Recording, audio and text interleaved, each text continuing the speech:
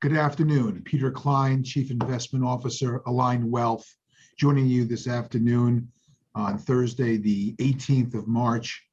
And as we move forward into the spring and hopefully a better atmosphere and more vaccinations, less COVID. Hoping you and your family are well. Let's turn our attention to the conditions on Wall Street to be able to understand better how we can align our clients' values, our clients' risk tolerances and objectives to the current portfolios. So allow me to share my screen so that we can walk through this presentation. So here we go, and this should be it. And we're off and running. Okay, so let me start with our take, and decidedly concerned. Color us concerned, and the reasons are pretty obvious. Market sentiment has gone to the extreme. I want you to think about the things that we're seeing and hearing, folks.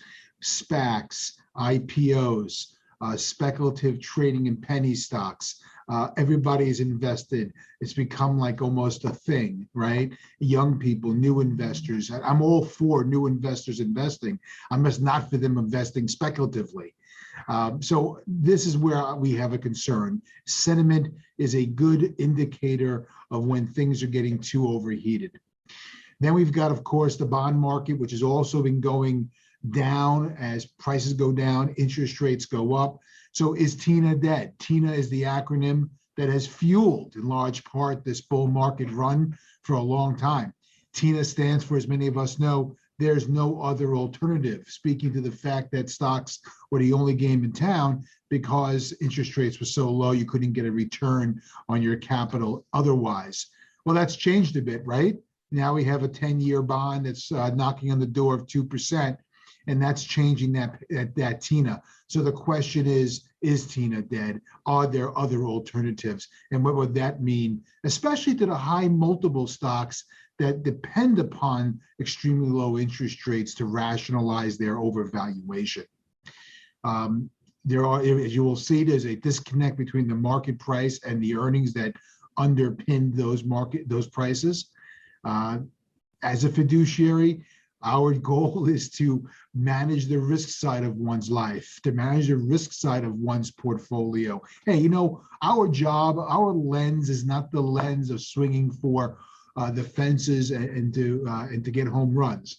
Our lens is one of compounding and keeping our clients on the right road to success, and then spending lots of time understanding them, their families, their goals, their legacies, and then aligning, pun intended, aligning their goals and those risk tolerances to their portfolios.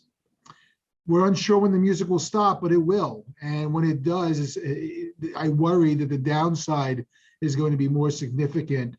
This is the belief of the Austrian School of Economics that suggests when every boom, there's a bust, and the more we boom, the more we bust. So one needs to be a bit, sort of concerned about that. And there are hedges, ways to sort of do that and to hedge one's portfolio's risk. Opportunities exist for the patient and the thoughtful investor, and we are finding opportunities that we'll share with you a little bit in certain themes. These are often below the radar, non-index holdings, the companies that you're least likely to know, but where we've rolled up our proverbial sleeves here at Aligned Wealth, and we've done the homework and done the deep dive into their financial statements and what makes the companies tick to discern if they're a valuable opportunity. It's about that risk return paradigm. Let's proceed. Current conditions. Here we go. Okay, economic growth. This has gotten a little bit better in the last couple of weeks, but we're still off trend line. If we end up doing that 6% GDP growth this year, perhaps we'll get closer to it, but we got some making up to do.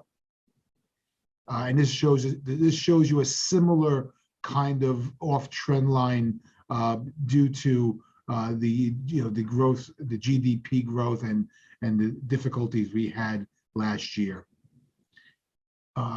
This is the federal debt. You will never not see, or you will always see rather, a slide or two on debt and on valuations. At Aligned Wealth, we believe that price matters, and we believe that leverage can be a death to portfolios. So we are concerned with those two elements, and with respect to investing, and we want to make sure we manage that carefully.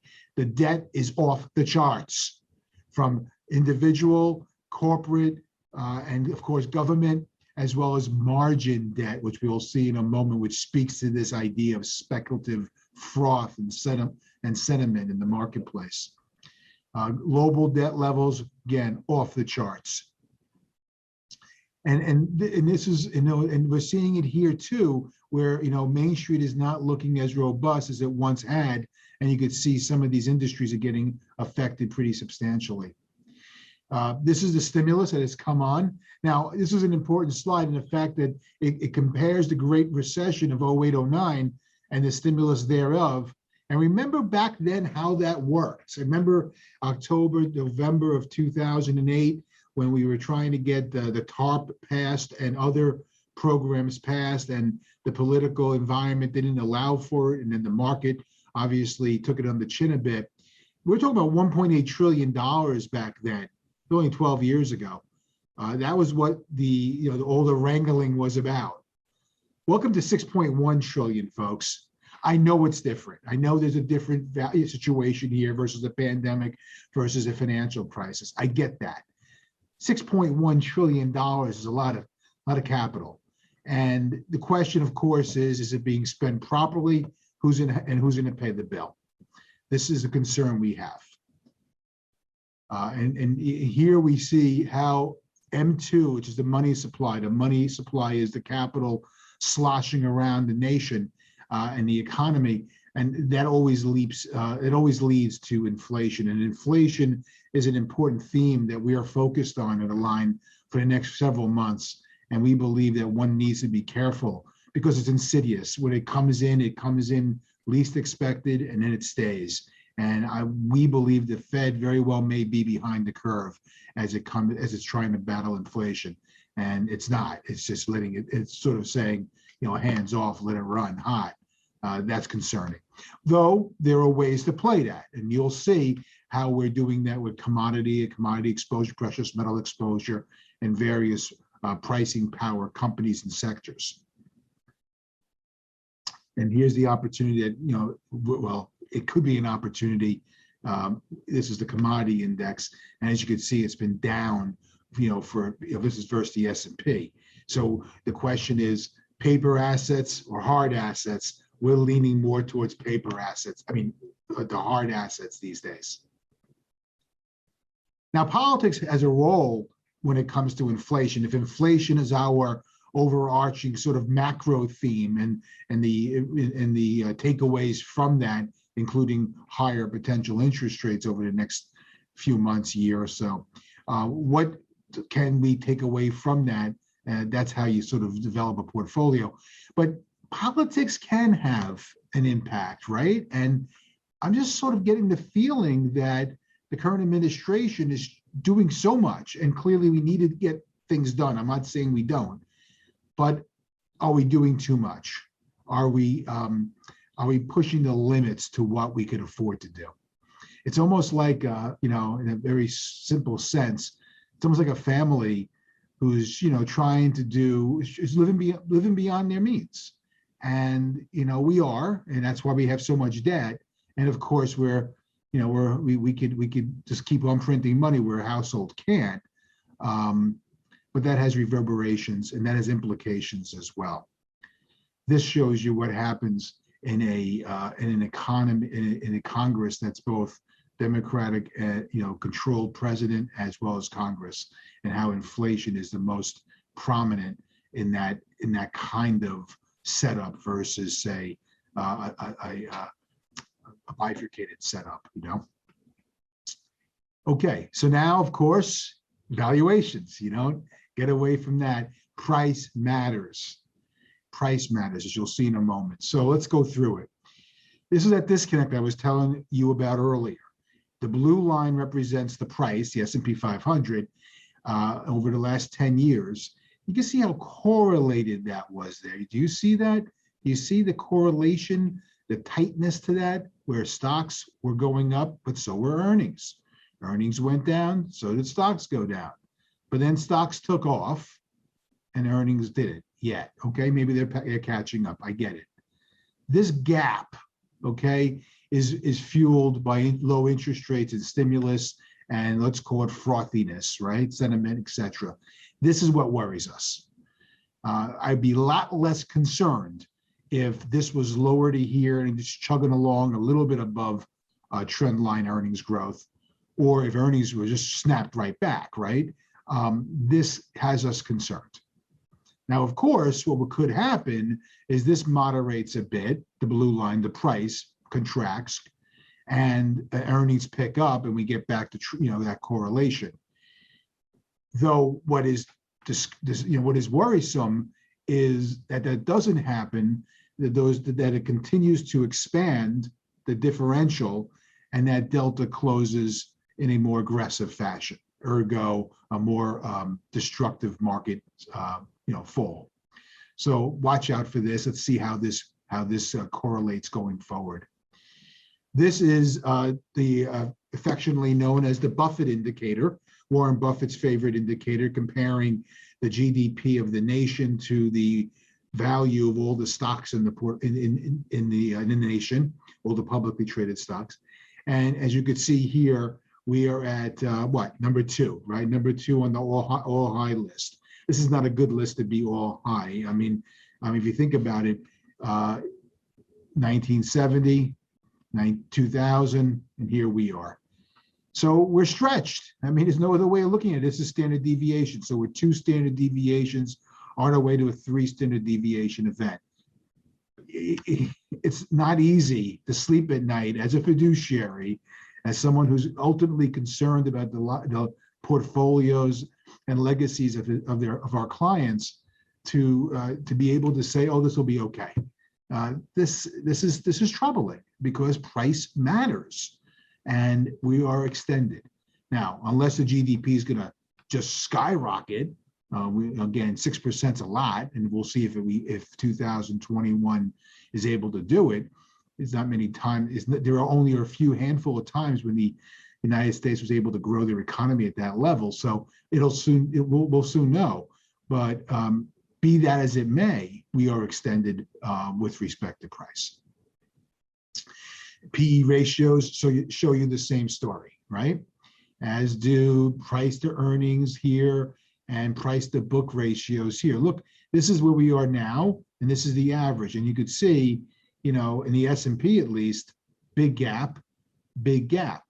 Well, interestingly, if you look at the price to book ratios, the rest of the world versus their average over 25 years, they're pretty much in line. This is why we're finding opportunities in the emerging markets and the international markets, because we're finding the valuations are not as stretched, number one. Number two, their demographics are very good. They've handled COVID very well, and they have less debt in their economies. So from our perspective, international investing, especially if the dollar continues, becomes weaker, we could see some opportunity there. And if you look at the last 10, 12 years, it's been USA all the way, market-wise. So there's a lot of catching up that international markets need to do versus the US, and we think it might be upon us. So you can expect more international and emerging market exposure going forward. This is a Shiller's CAPE.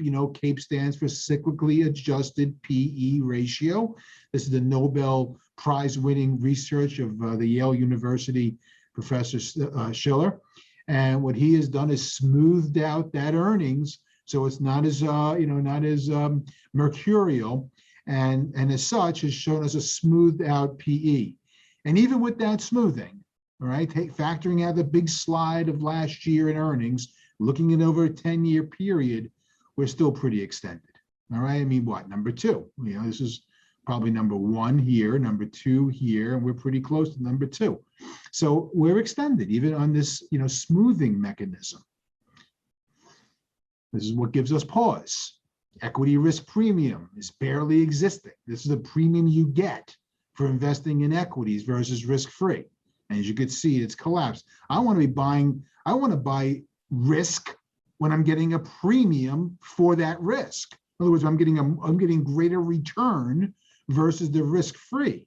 If risk-free is giving me, if I'm only getting a small delta between risk-free and risk, may not be worth it.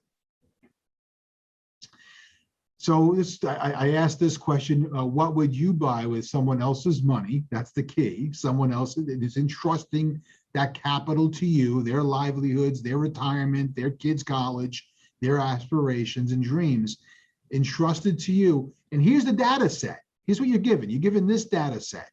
What would you do with someone else's money? You know, you could see here, every sector, here's the S&P. So you just want to do S&P, here's S&P. So 56% is the current, and what, 48% was beginning of 2021. This is the forward earnings yield premium on the versus the 10-year note. So we're overvalued. There's no, now, as many will tell you, as I will tell you as well, it could stay longer. It could stay for a long time. It's overvalued condition. This speculative, frothy condition. It could really, who knows? It could be with us for another year. Well, we don't know the short term.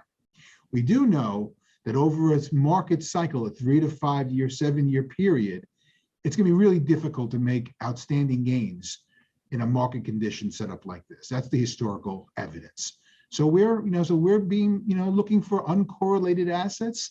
We're looking behind, sort of under the radar, looking for opportunities that others have missed and finding them in various places, which I'll share with you in a moment. Now, the same question of where a fiduciary would place someone else's capital, given this data set. Now, this data set shows you, again, PE, the next 12-month forward PE, price to book, price to sales, and it shows you these valuation percentages versus history. And you can see a lot of red there, which means we're at the highest end. Oh, what happens to be? Oh, that's the United States. Oh, isn't that interesting? Then you go down to other countries and you're seeing a lot of green. In other words, less exposed to risk. And this is why, folks, we are allocating more of our capital currently to other countries and merging in international investments. And you'll see more about that. So this is a little story about a metric called price to sales.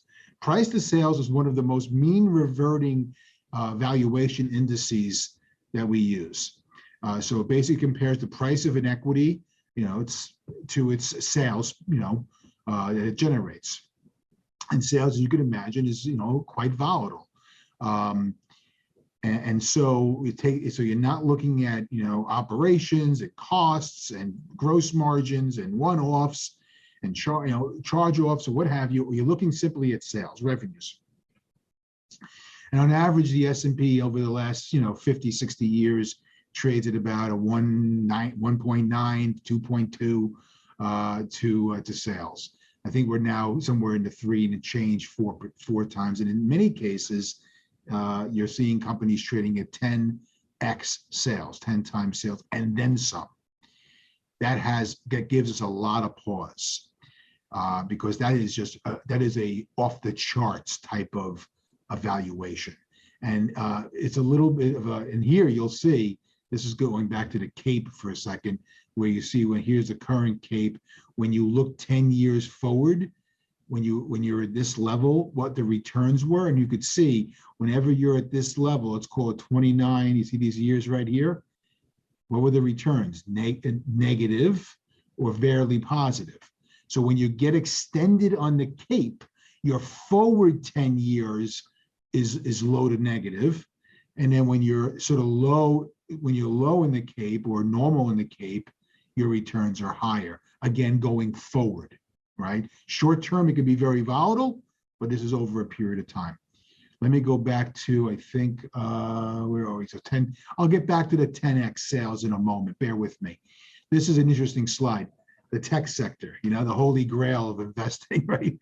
So the tech sector, interestingly, has 6% of GDP. So it accounts for 6% of GDP. You can see governments 29%, materials and industrials 18%. Here's tech. So it puts in 6% of the GDP, but and 2% of employment, because they're obviously knowledge workers. You don't need as many, obviously as much employment, but yet 38% of the market cap.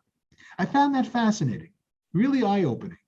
I mean, it's nothing to take away from it, except for the fact that, tech sector is not putting as much in to the GDP as it's getting out in the market price. I guess that's the takeaway, which I think is interesting.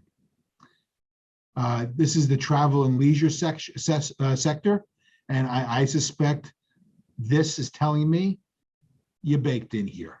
I mean, all the good news post-COVID is baked in. Remember, these companies, travel and leisure companies, great companies, many fantastic companies, be it casinos, be it airlines, be it, cruise lines, lovely. Don't you think their costs are going to go up in this new post-COVID world?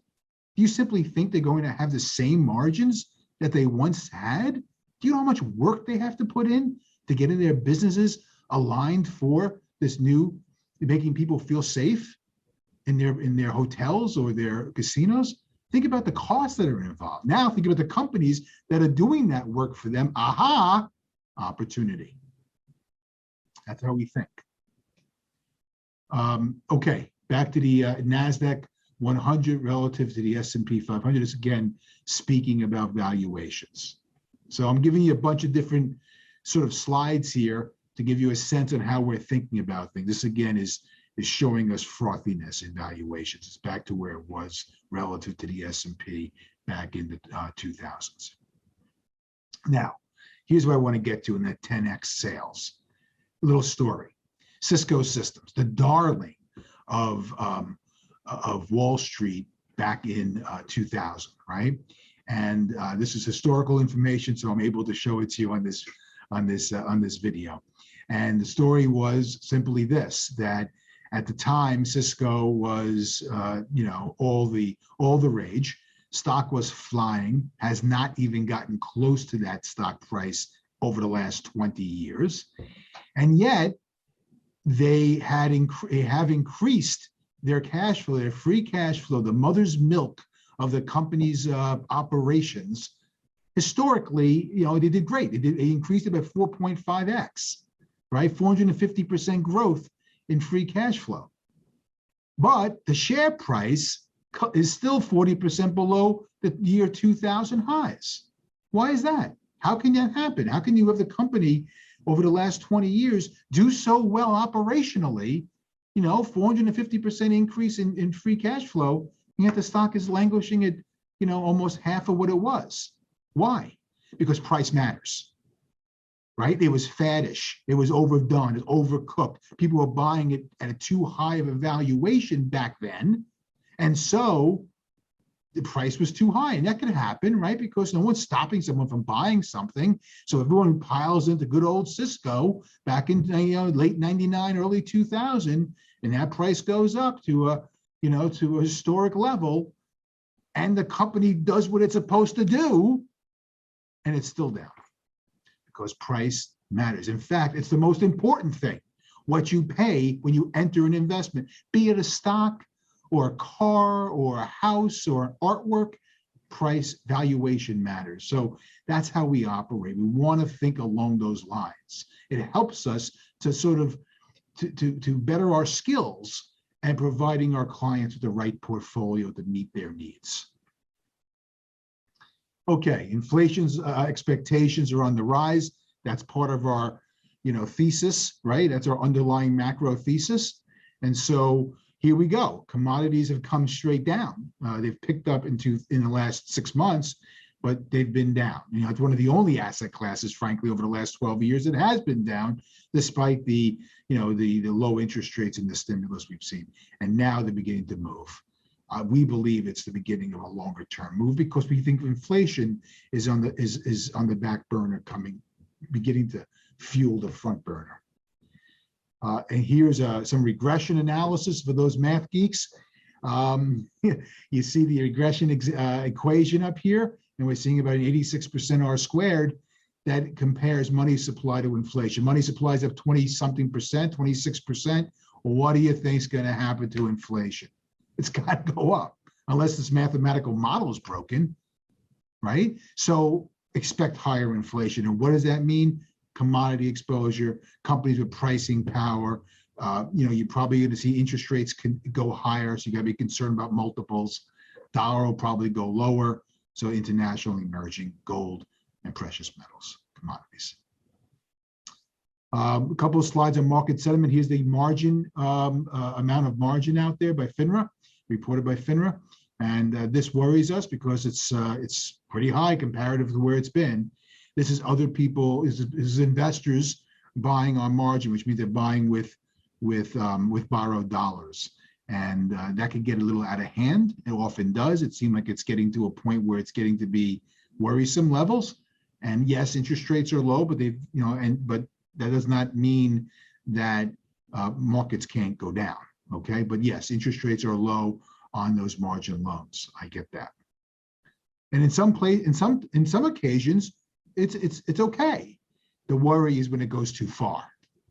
If you have 10 or 15 or 20% of your portfolio on margin because you're buying some real estate or you're doing a transaction and we're able to provide that financing to you at a very low rate and you've got a nicely balanced portfolio, I'm not so concerned. When that margin debit becomes high and it gets to be closer to 40% or 50%, that's when you get in trouble. Because any blip on the asset side could reverse and you could get a margin call. One needs to be very careful about this. There are Spax that are out there, right? You're seeing huge movement on Spax. For those who don't know, a SPAC is a blind check company, a blank check company, right? Essentially what happens is some promoters or investors or celebrities say, hey, give us some money. This is a simple way of looking at it. And investors give their money to this pool of capital, and they say, listen, we're going to use this money to buy something. We don't know what. We don't know what price we're going to buy, but we're going to buy it. And in fact, if we don't buy it, you have your money back, and then we can't put any expenses through, so we'll be out some money. So we're definitely going to buy something. And think about what that means. They're going to probably pay up for whatever they buy. So those are the concerns we have about SPACs, and yet it's been flying off the shelves. There's a concern there. It's a concern for investors. It shows you the sentiment is maybe a little overcooked.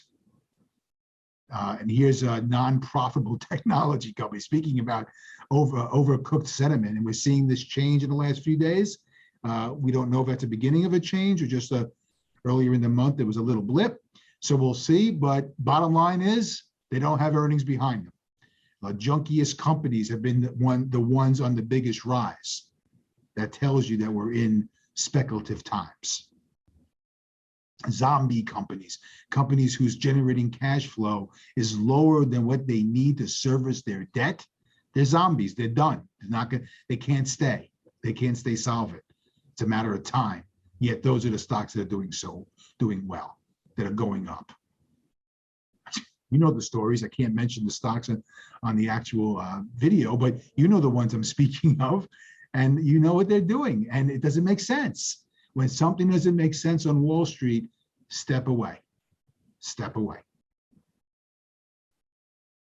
Percentage of non-earning companies. So 23% of the Russell growth, their long-term average was 10%, but now 23% are not earning money. 54% of the small caps not earning money. I don't know. I like to buy company stock. I like to buy companies who do earn money or have cash flow or have, or expect to have that cash flow. I'm not paying up too much for that expectation. That's what I like to do. So where does one allocate assets today, right? Where does a fiduciary, someone who's a steward for other people's capital and their livelihoods and their families and their legacies, how do we allocate assets with this setup? I've given you a setup here.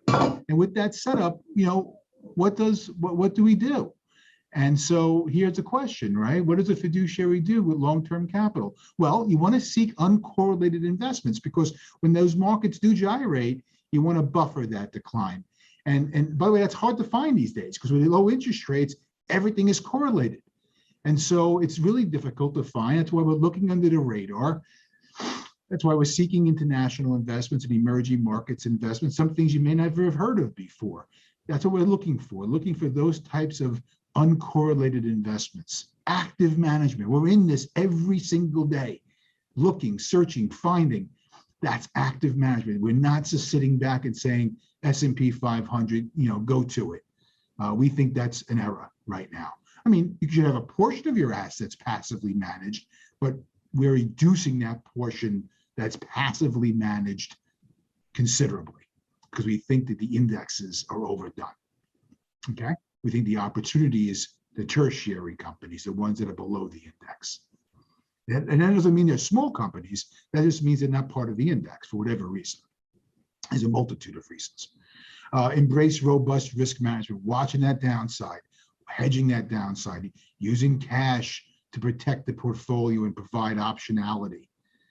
Balance between risk and return. I've used the term driving with one foot on the gas and one foot on the brake, sort of like very cautiously going through turns and such like that. And then buy what's out of favor and what's unloved. Here's a couple of themes for your consideration. These are the themes that we've worked on here at Align Wealth. Please reach out to us from our white papers and our videos and our analysis on these themes. The real assets and commodities theme, the inflation protected theme, energy sector. We had an energy sector flash last week. That's interesting.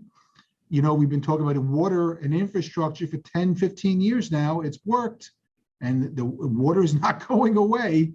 We need to look at water as an opportunity for investors today. We love the intersection of technology and healthcare. A lot of good companies that are in that game, and there's a lot of opportunity there. And a lot of companies are going to have a very long runway of growth. So we're not afraid of technology, folks. We embrace it. We just don't want to pay up for it. That's what we want. We want to find those diamonds in the rough that are growing, but no one seems to know they are.